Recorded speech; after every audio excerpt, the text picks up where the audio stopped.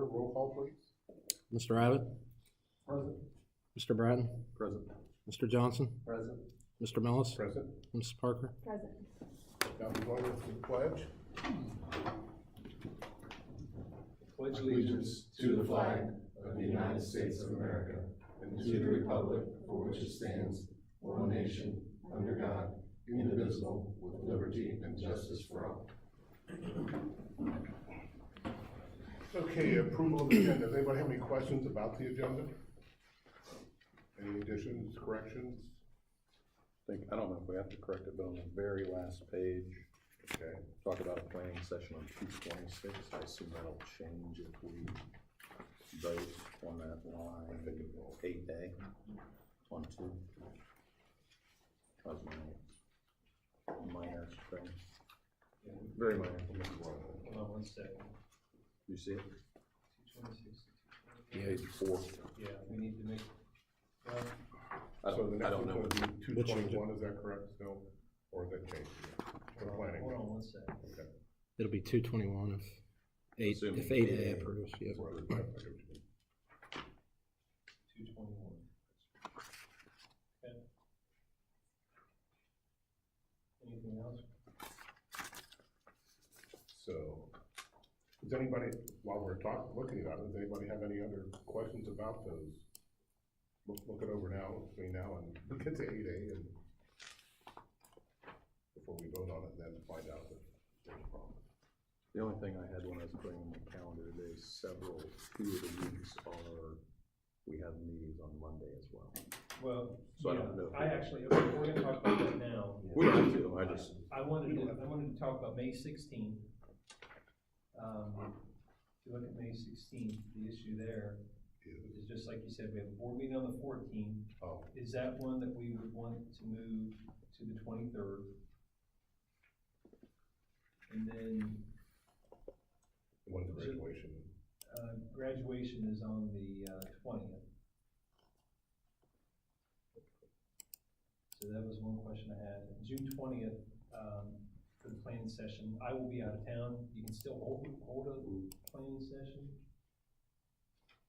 Perhaps that'll be one we may not need. It might be, yeah.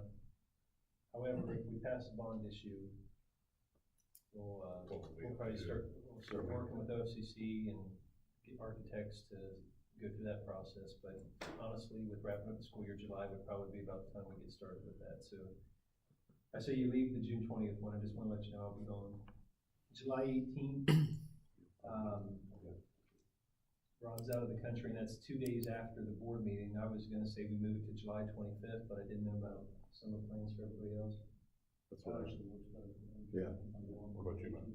That's what I wrote down, 7:20. 25. If that works, yeah. that 25 works. works for you. 25 works for everybody. All right, and then October, same issue, because we bumped that back due to the Fair Week. Right. Would you want to move that planning session to the 24th? That works for me. Everybody. All right, now, I'm sorry, back to May. Were you guys good with moving May as well? What were you moving it to? Move it to the 23rd? Good deal. If not, it's gonna be 2 days after. Yeah, no, I get May 23rd, July 25th, and October 24th, right? Yep. May 23rd, July 25th, October 24th, right? All right. On the 21st, which it's up to you guys, so I will not be here anyway, so you guys, I'm sorry about that. Yeah, which month? February 21st, next week. Okay. It is W Key West, so. Poor Joe.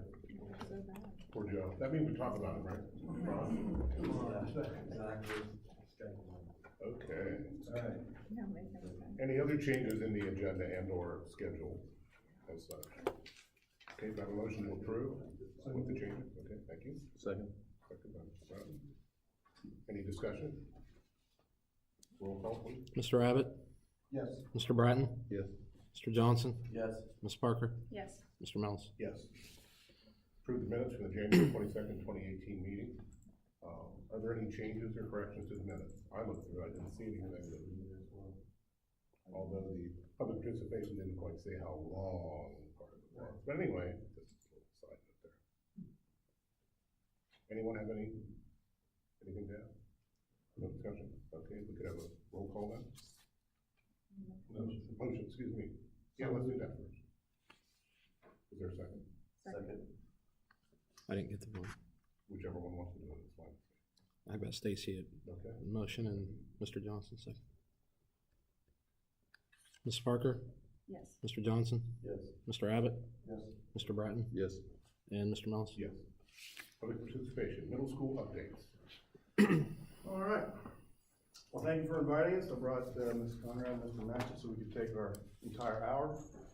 We have allotted for middle school. Just kidding. Just a few things I'd like to cover this evening. Just kind of give you a little bit of an update of our, some highlights of our grade card from the previous year, even though these two weren't here last year. But and then a little bit about our middle school goals, and then just a couple highlights from the school year. First of all, quick review of our grade card from last year. I'm sure you've all looked at it. An area that is often looked at the most is the progress component in our grade card. Just kind of want to talk a little bit about that, what we're doing to continue to improve there. First of all, the progress component is the value added of your school. It's obviously used for evaluation purposes and things of that nature, but it looks at how students are progressing from the previous years. Our overall score last year was a B. It's got 4 components to it. The value added component was an A, which means students showed that they were making more than a year's progress. So that was excellent. Our gifted component was a C. One of the reasons we needed a 117, you know, you look at these scores and you get deep, like sometimes you don't know how they get these scores, but to get our gifted indicator, one of the things that we needed was a 117, kind of your achievement score, and we got a 116.974. Is that right? So that got us a C in that area. Probably could have got an A overall. Students with disabilities, this is very important to me. Their progress was an A as well. We have tremendous staff that works, our special ed teachers and our regular ed teachers work with them. And then our lowest 20% students also received an A for their progress for the previous year. Without a doubt, I've been in education for 4 years now altogether, and the group of teachers that was here and is here in the middle school, I mean, I've been here for 3 years and I'm blown away by the professionalism, the work they do. Middle school, I was in the high school for a long time, high schools for a long time. I started in middle school, and middle school is just a different thing, man. It's just different. You better be on point from the minute they walk in till the minute they leave, and have a plan for them and be prepared for them. And we have teachers that are doing a great job hitting all the levels, the highest kids, the lowest kids, the kids in the middle, and we're making good progress. Mr. Matchett was going to talk a little about some goals that we had for ourselves this year and how we're progressing in that area. Yeah, Chad and I sat down at the beginning of the year, trying to figure out what our goals were going to be for this year. We came up with 2. One was incorporating more online resources, the blending learning model for education. So taking our online resources, using them in the classroom, and then blending them with the traditional classroom that you and I all had while we went to school, books, paper, pencils, and all that good stuff. So we decided that's something we wanted to focus on. We did some professional development. We're using numerous resources. We have those listed here. We're using StudySync, which is new this year, which is our English Language Arts program. Pearson Math is in its 2nd year. We use Schoology, which is our learning management system. You probably heard your kids talk about that. And we're trying to incorporate those all into one platform where kids can go use those. It's not seamless yet. We are using all these programs.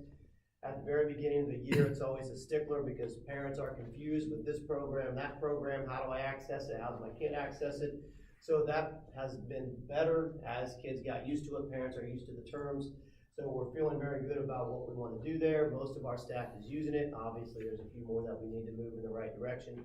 But working in a building that was one-to-one for years with iPads at Lancaster, our kids aren't missing out on anything. We have the carts that we use.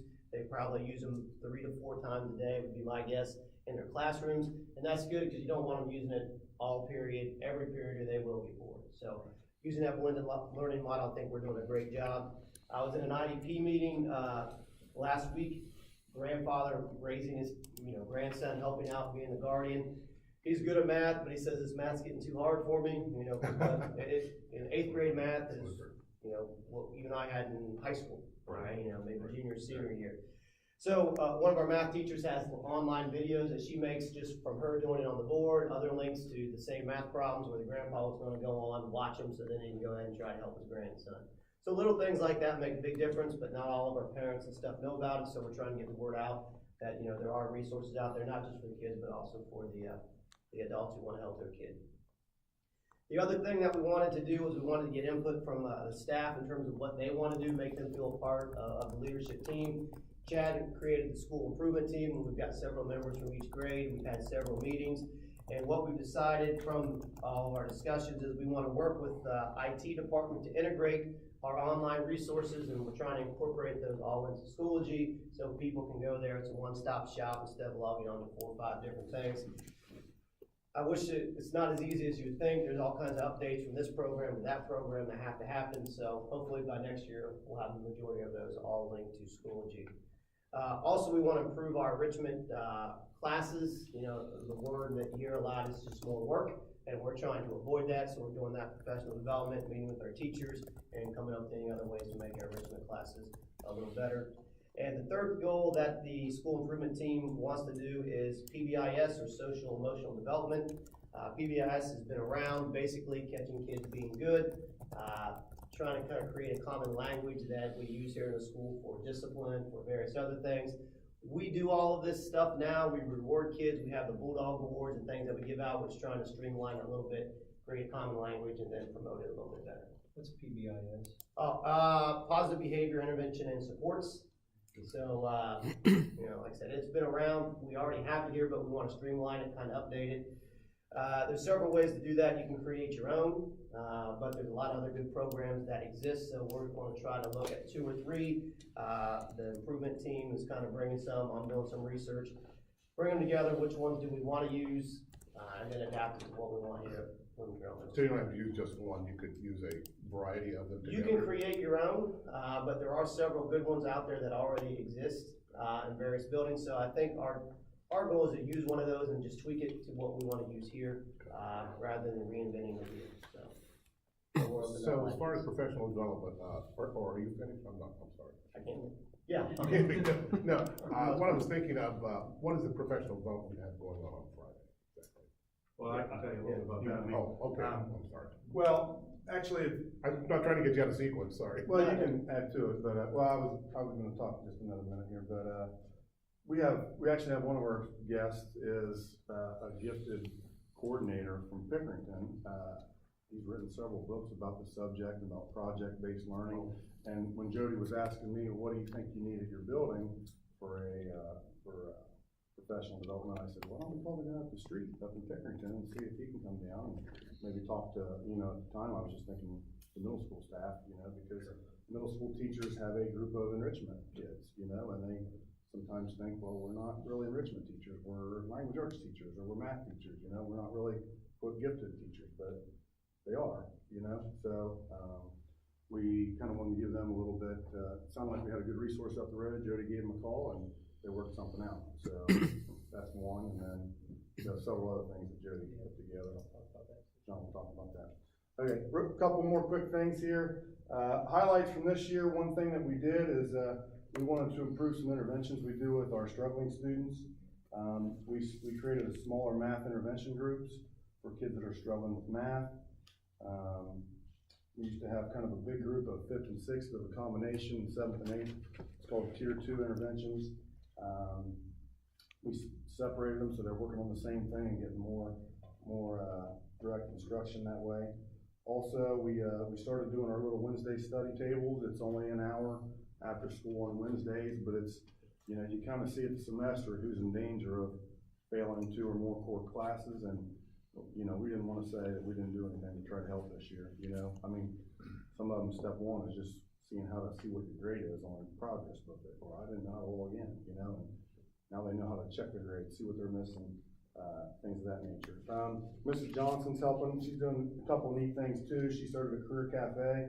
That's a big thing for me, coming from the Career Center, trying to incorporate, career, stuff for students. She does a career cafe, it's actually tomorrow. She meets with kids at lunch, the Career Center comes in, and, she's also doing a field trip next week to the Career Center with 8th graders. They used to do that a lot, and she brought that back this year. The Career Center has been reaching out to middle schools more, kind of part of their, job, and, so they're going on a field trip next week. One last thing, Mrs. Conrad brought to me a couple weeks ago. She showed me some letters she can explain. I just said, man, this is really neat. I'd like you to share at the board meeting, so you can kind of tell your little, your activity that you did. I'm Mrs. Conrad, I teach 6th grade language. I brought these for you because they're the letters and it's just a lot easier for you guys to look at them than for me to read them to you. And then we can doodle on them too, right? That's right. But I actually, when I taught at the primary for Veterans Day, we would write thank you cards well, I contacted Amy Moore and got a list of recent graduates. And actually it started with Sylvia's group, because we wrote to Tommy. And we did thank you cards and wrote to Tommy. Tommy wrote back to us, and the class loved it. So then when I came here, I was like, how can I keep doing this, at the 6th grade level? Contacted Amy again, she gave me a list of recent Carroll graduates. We wrote their names up on the board. The kids knew right away, most of them, and they got to choose who they wanted to write to. We do it right before our Veterans Day program, so it's nice. We watch videos in class of soldiers coming home and being reunited with their families, and the kids love it. And then what I showed you is just I give them an example letter, and it's very, dear United States soldier, not any. They pick who they want to write to. The rubric that's how I grade them. And then these are the letters that we actually received back this year. So we received Boston Gold, wrote us back, Peyton, Schwartz, and Benny Weiscarver. So I shared them with the kids, and they loved it, so. Very good. They were actually a couple of them were gonna come in and Oh, try to yeah, come in Jared. and visit.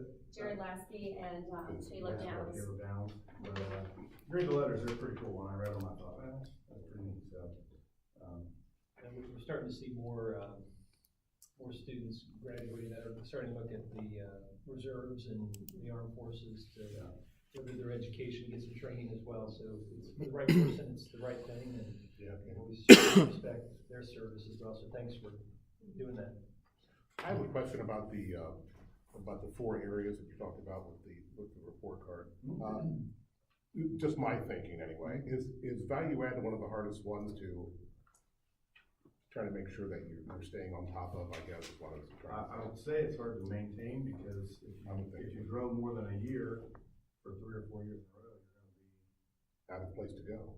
Yeah, like how many grades can you grow in a year? Right. You know, I mean, C is actually, you're making expected growth. Right. You know, and so, if you're making expected growth year after year after year, you're right on target, you know? There's a lot of things with that, depending on if you're following had a great year, then, so there's, but overall value added as a group of 4 grades, there's a couple areas that we noticed that we'd like to improve upon, I think we were able to look at our math, and I think it did improve, and that was the first year we had the Pearson math, being used 5 through 8. It went from digits the year before, which was kind of a watered down online resource, to the new Pearson Realized math, so it had much more. But yeah, it's to maintain it year after year after year, it's tough. If you grow a lot, then you gotta grow a lot again. And I don't know about other staff in middle school, you would know, but what my wife was telling me, this substitute, was telling me that one of the, I think the sixth grade math teacher actually is teaching some classes for, Muscatine? yeah, for Ashland, I believe. Oh, it's Ashland. But I think it's Ashland. Yeah. And I thought, wow. Yeah. Only thing I ever had was student teachers, and I guess also I was teaching those, but it's not quite the same. Yeah. Unless you have a student teacher that really isn't doing a great job, then it's like, I just soon have done it myself, and stay back at Ohio State, and you can get the pie in the sky, Yeah. Thank you. I just had one quick question. Do you guys ever work with the high school staff in terms of understanding the needs that may not be met, I guess, here when the students get to be freshmen? Because in theory, right, you're going from middle school to freshman. What, do you work with those guys to understand, hey, what are we missing, or are there gaps? And maybe vice versa as well. Do you work with I guess it'd be Mr. Rozeski and team for the fifth graders you see coming in? Honestly, not a whole lot. I mean, So it must be perfect. What's that? Must be perfect. Well, I mean, You know, you kind of. I can tell you, That building. I was at the high school, a few years ago.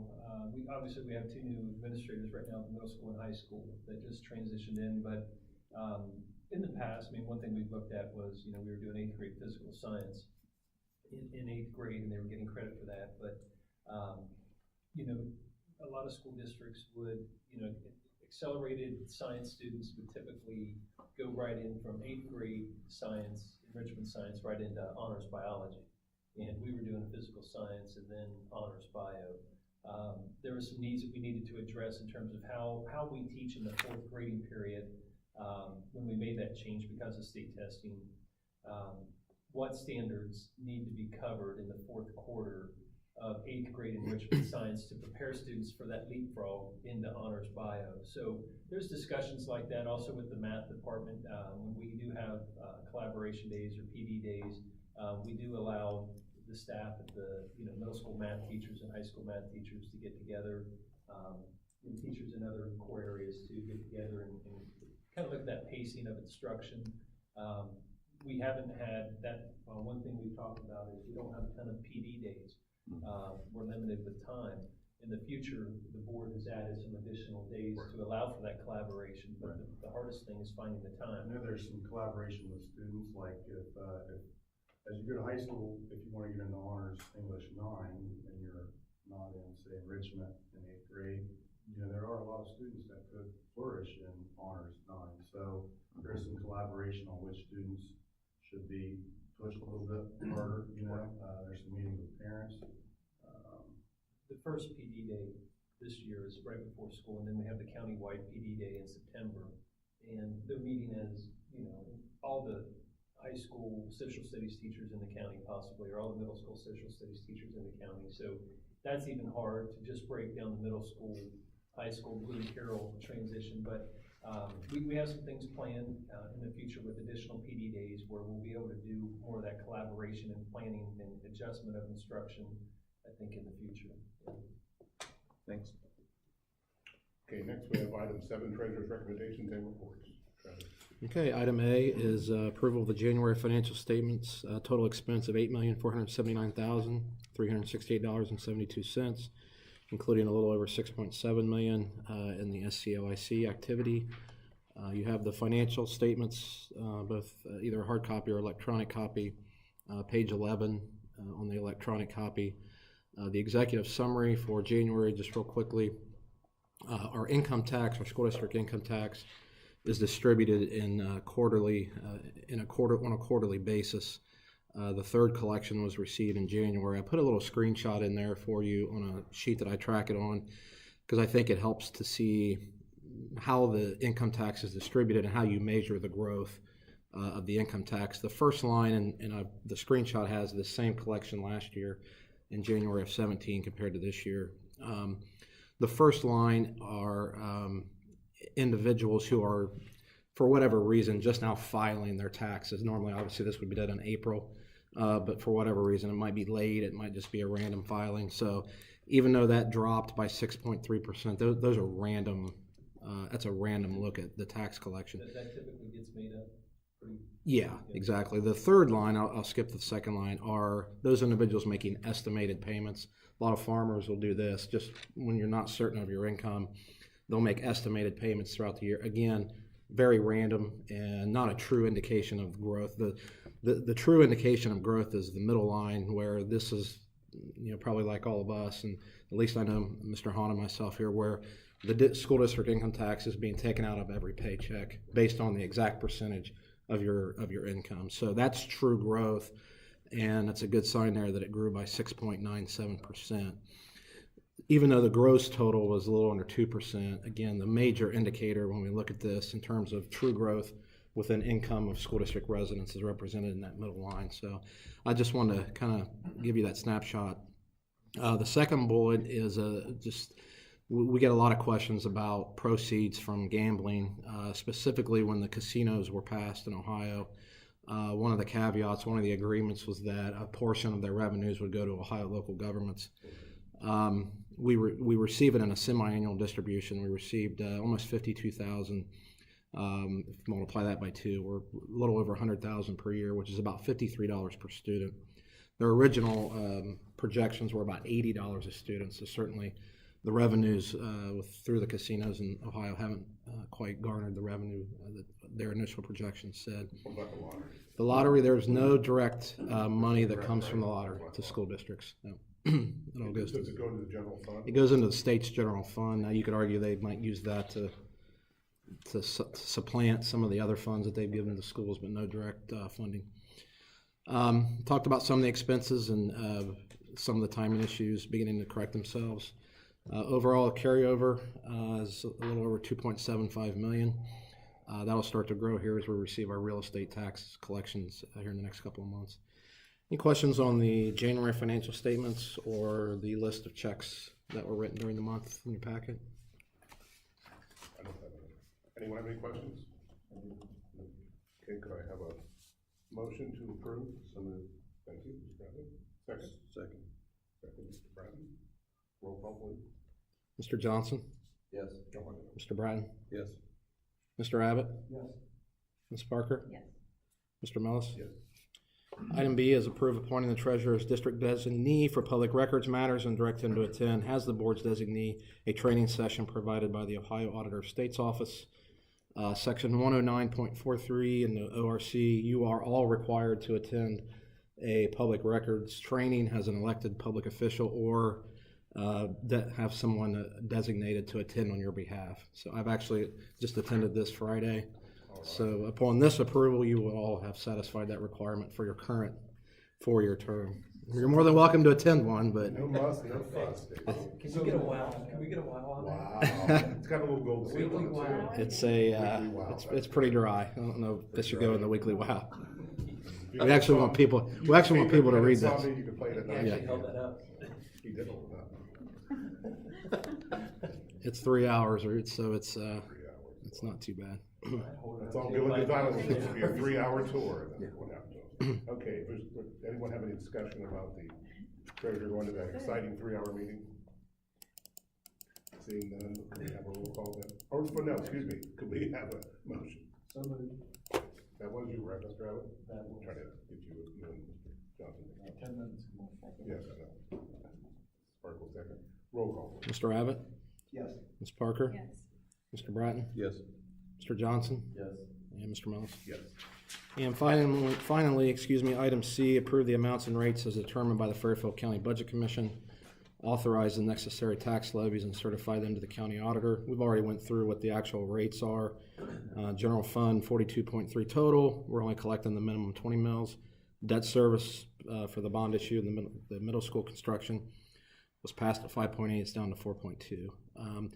Again, I've already went through this with you, but the auditor does require us to officially adopt it as a resolution and technically authorizes them to collect the millage on our behalf. And the 372,848 is Total. what is actually taxed. Exactly. That's not what it's worth. Exactly. Okay, any questions about C? Seeing none, do we have a motion to approve? So moved. I'll second that one myself. Roll call, please. Mr. Bratton, Yes. Mr. Mellis, Yes. Mr. Abbott, Yes. Mr. Johnson, Yes. Ms. Parker. Yes. And 8, old business, changing the previously approved 2018 planning session at 6 p.m. on the following dates. And to go over them again, we've got February 21st. That one's staying the same? Okay.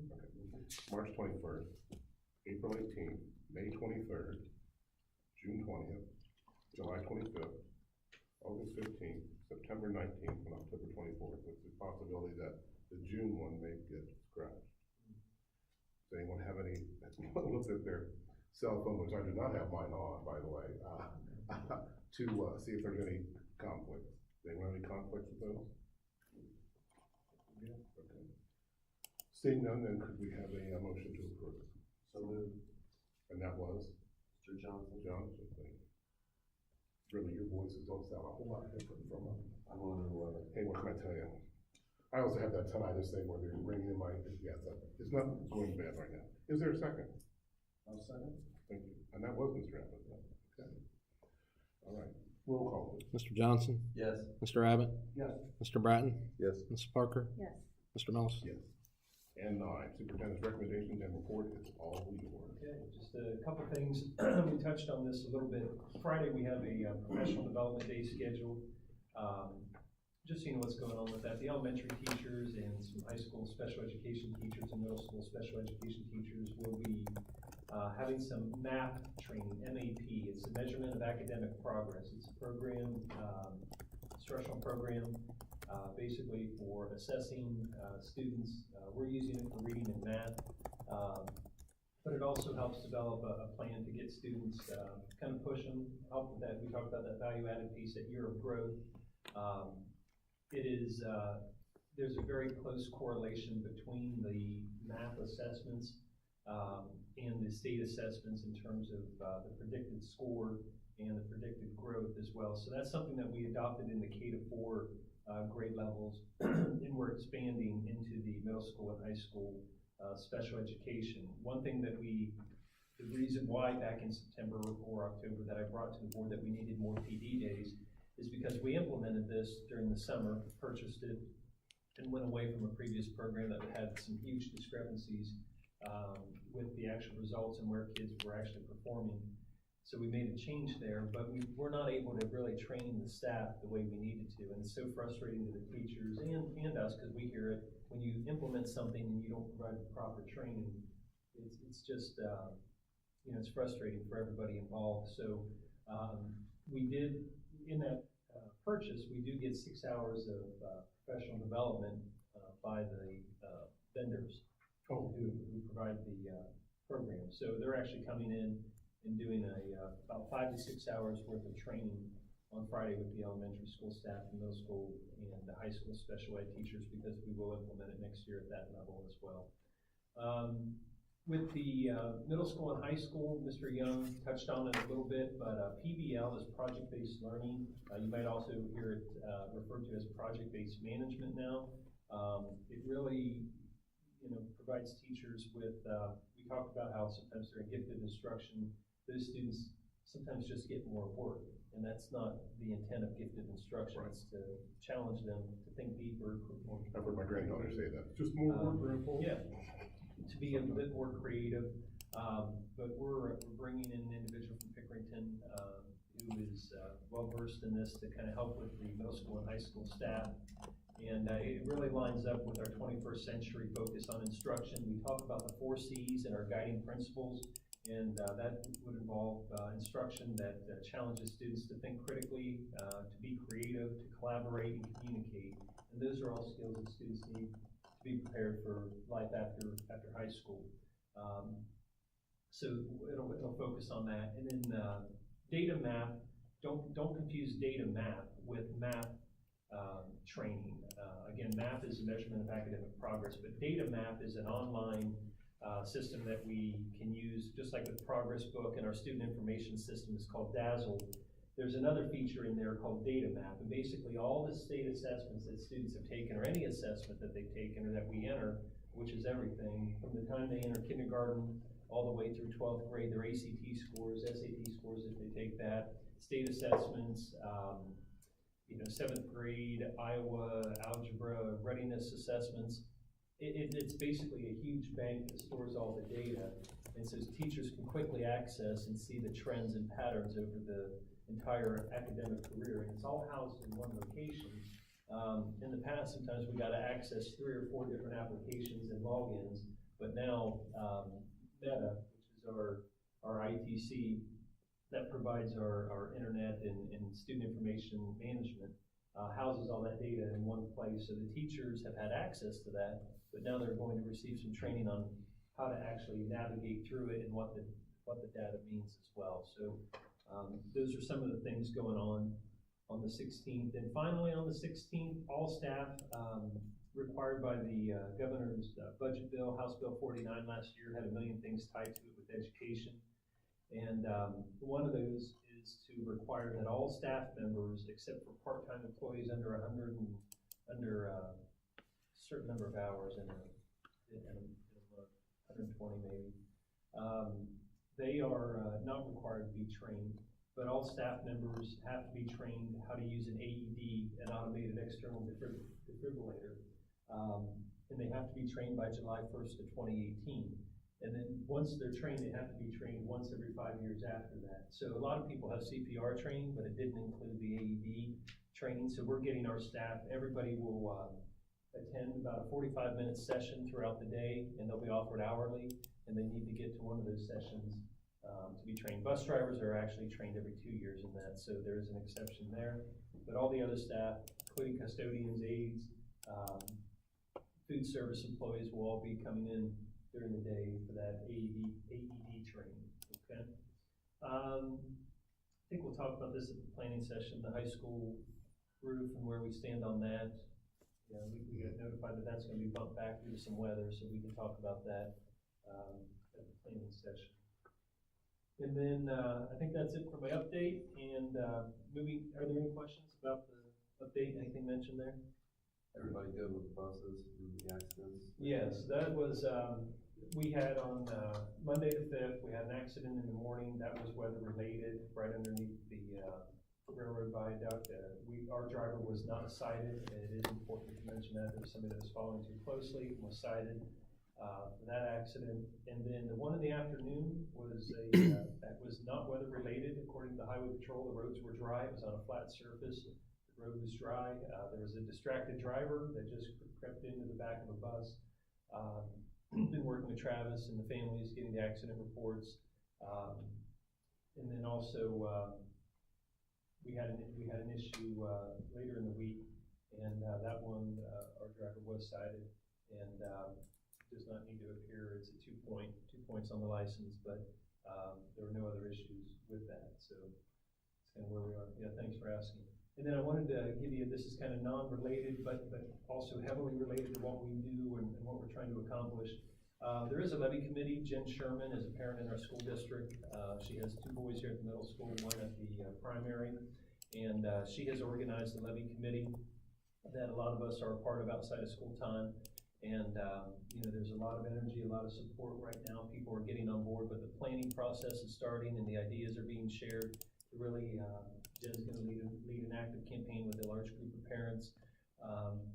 You know, really about 5 to 6 weeks before the May ballot. So you don't want to hit it too early and have people kind of subside. You want to be getting that excitement going up towards that May ballot. So Jen is the right person to do this. She has a ton of energy, and she strongly believes in this and what we're trying to accomplish with our May ballot issue request. I think Travis should have an issue number in about another week. We should be notified on what our issue number is to be on the ballot. So I think that's it for the updates. Just real quickly, sorry to interrupt that. If you do have any information, that I have been contacted by 3 families that had students on the bus that have some issues, so we're working through that. A couple of them have attorneys as well, so we're working through it with various insurance groups, and you know how that can get, so certainly point them to my direction or Mr. Hahn's direction. We'll make sure everything gets settled the way it should. Are we going to be able to get I think it was last night I didn't look through the information enough, so are we going to get information from the treasurer for the BC kids, so we know who to send a check to, because I certainly would do that. Yeah, I'm sorry, last night Jen you don't want me to give it to you, right? Yeah. I didn't think you did, No. so I thought I would. Jen handed out a handout, and it had the address at the top on it last night. I don't know if you took that. I got about 4 different pieces. If not, I can get that to you, but the treasurer is, any donations that people would want to do outside of school would be to the committee for BC Kids, and then at the top of that paper says the treasurer, just put it to his attention, and then his address is on there. Okay.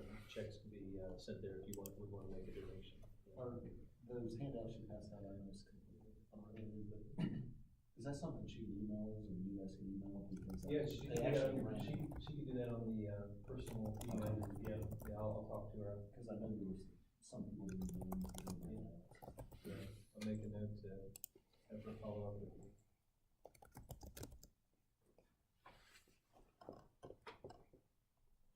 Okay.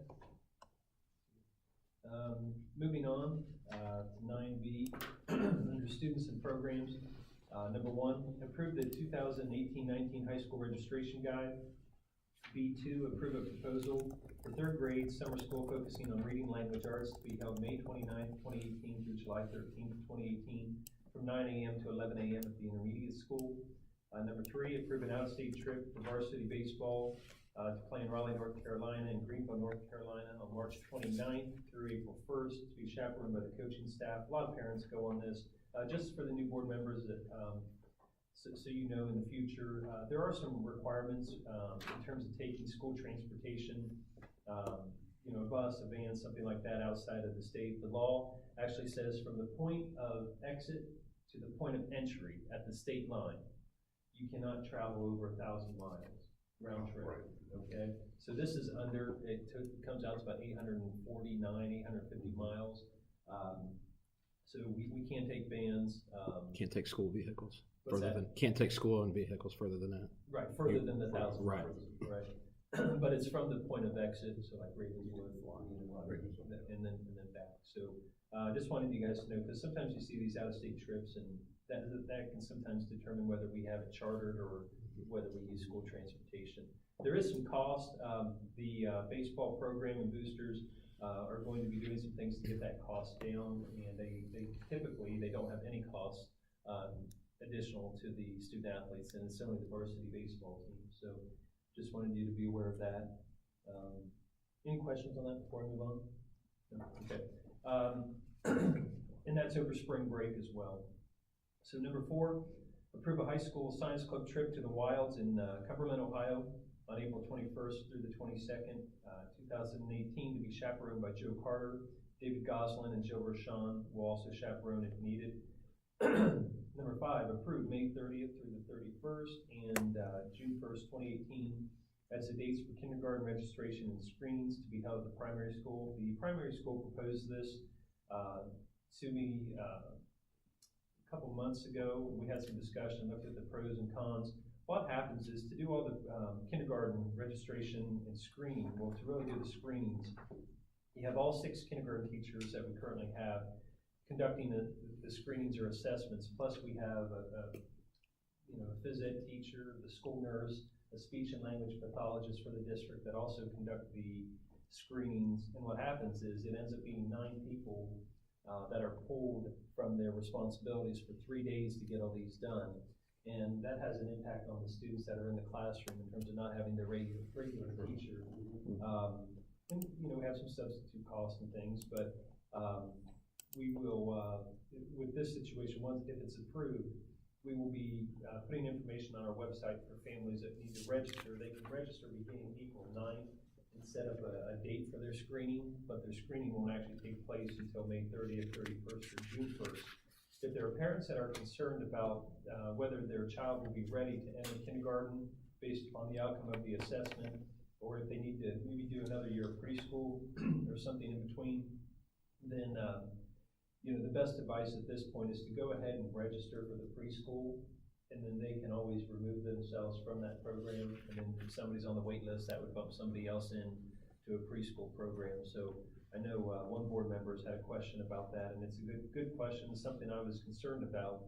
But I think overall, if we communicate that, the benefit, keep our teachers in the classroom and not give up 3 days of instruction, outweigh the negatives of that. So just wanted to also give you some background on that particular issue. Sean, one question real quick in regards to kindergarten. I've had a couple people past several weeks that talk to me in regards to coming into the school district and want to know if we had any availability for open enrollment. Are we cut off completely, or does it still depend on the class size? We don't know. I mean, right now, based on our enrollment and where we are, I would be shocked if we accept any additional students through open enrollment. We're trying to get the students that we have through, but if we end up with a class again of 133 or 132, I think, Travis, we're going to have to look at probably looking at it class by class and seeing where we can you know, if we need to add some students, also do the finances. So, because we have a class of 134 right now, which was a little surprising, but that is the first grade class. So if, you know, we have two groups in that primary around 130, then I think we might be able to accept some open enrollment students, but we're just gonna have to see how many kids sign up. Typically, we're getting 150 to 155, which, as you go through the years, you know, first grade you get more, second grade you get more. We can't end up with packing classes up to 28, 29 kids, you know, at that age level. So just really have to monitor it. Is there a number that is kind of a fail-safe number if you don't wanna go past total number? I mean, You know, ideally for our district with our staffing right now, perfect class sizes are 140 to 150, but we're getting beyond that. And, you know, we added a couple staff members, back in August, kind of last minute, to help with that. We're gonna have to see, do we leave those there? Do we shift them to another grade level possibly to help with class sizes? You know, we will accept open enrollment applications, once again during our, annual, date. It's, you know, in March and April, but it doesn't mean that we will accept any of them. We'll accept the applications, but it doesn't mean we're going to admit those students. Our resident students will have to come first. so then the next year, if that student wants to remain at Lincoln Carroll Schools, they're in or not? We're trying. I mean, you know, once we have a student here, You I don't do wanna exclude them, feel you that don't we wanna have, exclude them, once we start that process, and especially when we get students, you know, 6, 7, 8, 9 years into their education, you know, in some ways I feel we have a moral obligation to help keep that family together and get those students through. However, they're not taxpayers. Typically, they're not residents. They're, you know, unless they work here in the district somewhere, they're not paying even an income tax. So we have to do what's best for our community and for our resident students. And if we can get those students through, I think, you know, the right thing to do is to do that. But we're not guaranteeing anybody from one year to the next that they will remain all the way through school. It's too tight right now. Yeah. And then number 6, approve the dates of May 15th through May 18th, 2019 for the 8th grade Washington DC trip. We have to do that so they can start the fundraising process for the following school year. Okay, so we got a voting line. Any questions on the students and programs? Seeing none, and can I have a motion? Second. Mr. Brown, roll call please. Ms. Parker? Yes. Mr. Bratton? Yes. Mr. Abbott? Yes. Mr. Johnson? Yes. Mr. Millis? Yes. All right, moving on to 9C, personnel and employment. Number 1, approve substitute list number 8 for February 2018 as submitted by the Fairfield County ESC. Number 2, approve the employment of Emily Bogart as 3rd grade summer school teacher for 2018. Number 3, approve the request for a salary column change for Wade Bartholomew from a bachelor's degree with 150 semester hours to a master's degree pursuant to receipt of official transcripts and verification of hours. Number 4, approve the employment of Daphne Waits as a substitute bus aide for the 17-18 school year pursuant to receipt of background checks effective January 31st, 2018. Number 5, approve the employment of Betty Jean Gregg as a substitute bus driver for the 17-18 school year pursuant to the receipt of background checks and verifications effective February 6, 2018. Number 6, approve the employment of Lisa Beckwith as a substitute bus driver or bus aide for the 17-18 school year pursuant to receipt of background checks and verifications. Number 7, approve the employment of Megan Duncan as a substitute cook and lunchroom or aide and lunchroom monitor at the intermediate school for the 17-18 school year pending receipt of background checks. 8, approve the employment of Nancy Morgan as a substitute custodian for the 17-18 school year. Number 9, approve Kristen Neff to provide speech and language pathology assessments for students transitioning from preschool to kindergarten at a tutor hourly rate not to exceed 20 hours. That is just due to Mrs. Whitcraft's caseload just being completely full right now and throughout her day not having time to really do assessments. So Kristen Neff is a 3-day-a-week speech and language pathologist that we've hired last summer, and we need to provide some extra hours, up not to exceed 20 hours, so that she can help get these assessments done with the preschoolers that are transitioning into kindergarten, okay? And then number 10, approve the following personnel to provide kindergarten screenings May 30th through June 1st, 2018 at the tutor hourly rate, the list as presented A through I. Number 11, approve the following athletic supplemental contracts for the 17-18 school year. Tim Graham, 7th grade baseball, Group D, Experience 2. Number 12, approve the following volunteers for the 17-18 school year pending successful background check results, which would be your Group A volunteers with background checks on file. And we have a voting. Does anyone have any questions about the past information from the superintendent? Anyone? Okay, can I have a motion then, please? So moved. Second. Okay. Any discussion? Okay, roll call then, please. Mr. Johnson? Yes. Mr. Abbott? Yes. Mr. Bratton? Yes. Ms. Parker? Yes. Mr. Mellis? Yes. Okay, nothing under D. Mr. Millis called me earlier today, again, kind of outside our scope, but something wanted to mention. Our seniors are required to do some community service. I guess some of the kids have asked about if they could volunteer their time on the levy committee. That is absolutely fine. It just has to be outside of school with not using school resources. So they can be a part of a committee if they if the parents agree, and if they're 18 years old and they want to do it on their own as part of a kind of a civic experience. That's part of life in the United States, and that is something that the students will be able to do outside of school time. So just wanted to clarify that today when I got that question. And then nothing under F, under personnel resignations and retirements at this time. So I'm going to hand it back to you, Mark. Okay. And number 10, we have the following policies for a first reading. Business Advisory Council to the Board, which we talked about before. Number 2, Emergency Management and Safety Plans. 3, Emergency Management and Safety Plans again. Drug testing and district personnel required to hold a commercial driver's license. 5, admission of homeless students, which we've talked about before. How do you even get that information? And number 6, student absences and excuses.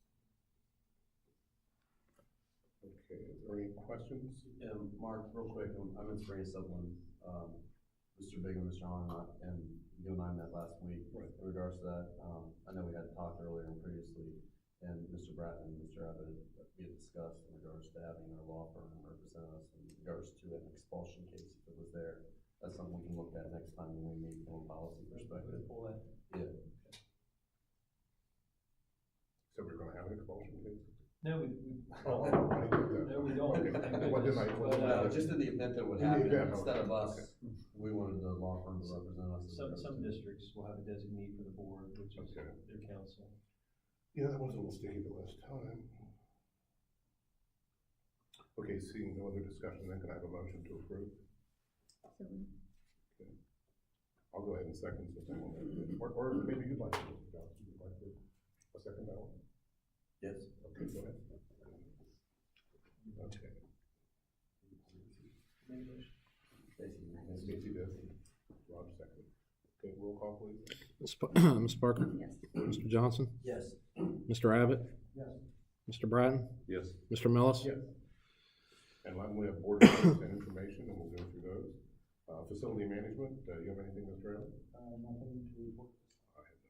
Personnel and labor management, we have a contract for what, 2 years? We do, yeah. That sounds good to me. It should be a nice summer. Should be. Number 3, OSBA representative. Yeah, the only thing we have March 7th, Mr. Hahn, Mr. Mellis, and myself, as well as I think Mr. Conrad will be attending a dinner reception for the spring conference, and our robotics exploration team will be honored there. Your husband will probably be getting rubber chicken. That's usually what they do with those things.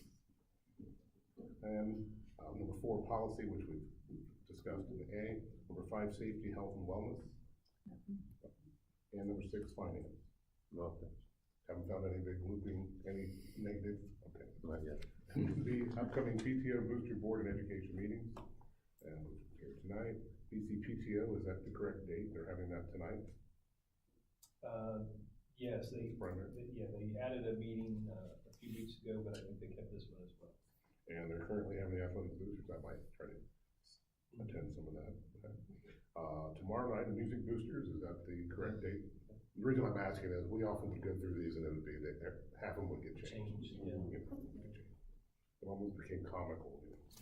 12:16, no school teacher professional development. 12:19, no school president's day. 2:21, high school PTO. Does anybody go to those? And I'm not making fun, I just know that No, as it the gets kids harder. get older, It does. there's It fewer and gets much fewer. harder. Every now and then they'll have a few people show up, especially around the, bazaar time. Oh, You know, well, but, there you go, yeah. they kind of host that, but, it gets harder as you go from elementary into middle school years. And you usually have 5th and 6th grade parents still pretty heavily involved, but by the time they get into 7th and 8th, life takes over sometimes, it seems It like. does, it does. You know, And you have the parents coming in that you really don't need to see. Which is nice to meet them, but, you know. And the last one is Board of Education planning session, which we've changed the date. Okay, which is the 21st, okay. I couldn't tell if my hand scratched if that was a 1 or I was trying to make a 6, okay. 12, we have adjourn or recess. Now, we have a lot of discussion on this item. Seeing none, could I have a motion? So moved. Okay, Mr. Brown. Is there a second? I'll second that. Okay, Mr. Abbott. Roll call, please. Mr. Bratton? Yes. Mr. Abbott? Yes. Mr. Johnson? Yes. Ms. Parker? Yes. Mr. Mellis? Yes. And it's not even 7 o'clock. Wow.